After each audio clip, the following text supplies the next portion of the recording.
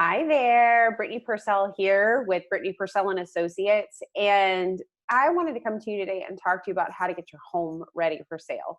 A lot of times people ask us, what do I need to do to get my home ready for sale? Or maybe they listed with an agent in the past and they were not able to get it sold, and so they're trying to figure out what the next steps are.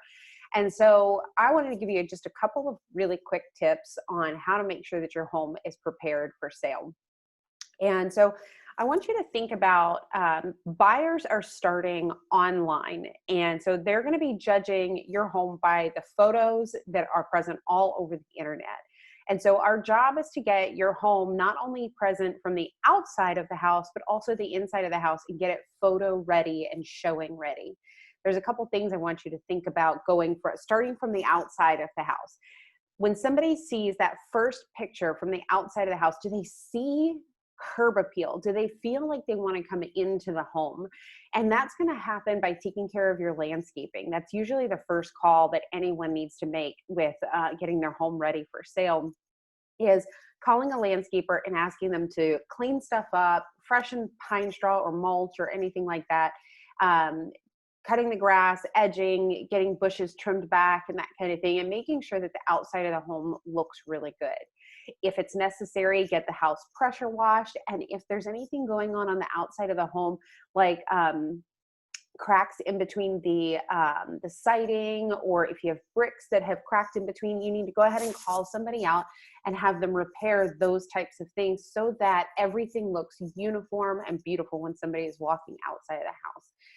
If it's been a long time since your home has been painted, you may also want to consider getting the home painted. Fresh colors do a lot for a house, and depending on the area that you're living in, you might want to get some professional advice on what colors to paint. You know, downtown quirky areas can sometimes really love like purple or blue or yellow homes, versus if you're in an area that's a little bit more traditional, you might need to go with something that's a little bit more traditional in colors to appeal to the mass public.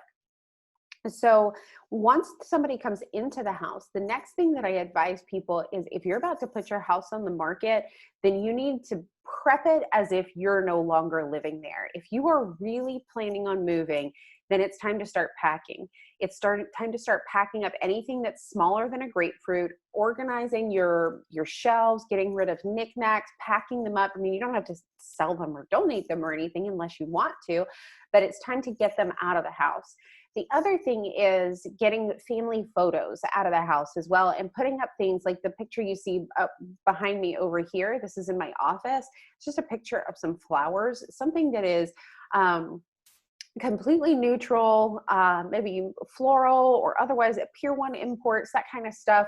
The reason is because whenever a buyer tours your home, they're trying to put themselves in your house. And they're also looking at sometimes 20, 30, sometimes it's even more than that. It just depends on how long they've been looking and what's available.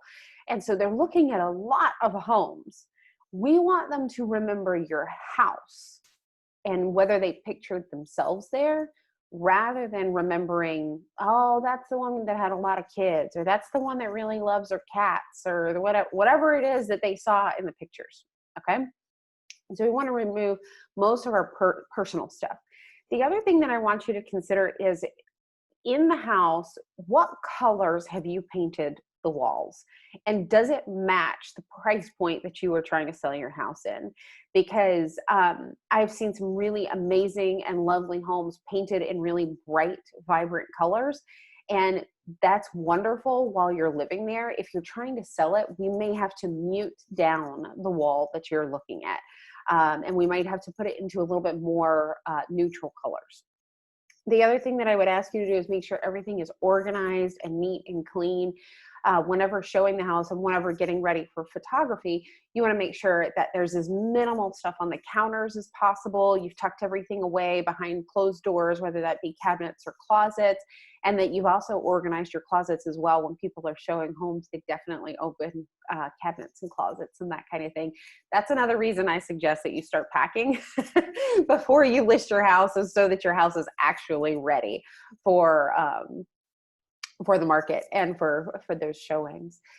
The other things that I want you to consider are those little things that you've ignored, right? The little things that are broken, the trim that needs repainting. If you've had a dog and the dog has torn up that back door or the back trim or the weather stripping, etc.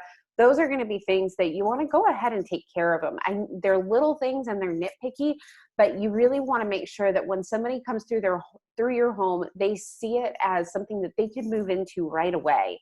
And they can see themselves there, and they can see either their family or themselves or whoever it is that they're living with. They can see themselves and their family living there, not coming in and working on a project. And so if you want the most money for your home, finish the projects, take care of the little nitpicky things. And if you don't like that kind of stuff, or if you're not very skilled in that kind of stuff, get a list of things going and get a handyman to come over and take care of it all for you. And with that, I gave you a couple of tips. I hope this helps. And if you need anything else from us, you know how to reach us. If you're on our YouTube channel right now, you can see in there our contact information, and we're here to serve. And if you have any questions, let us know. Bye.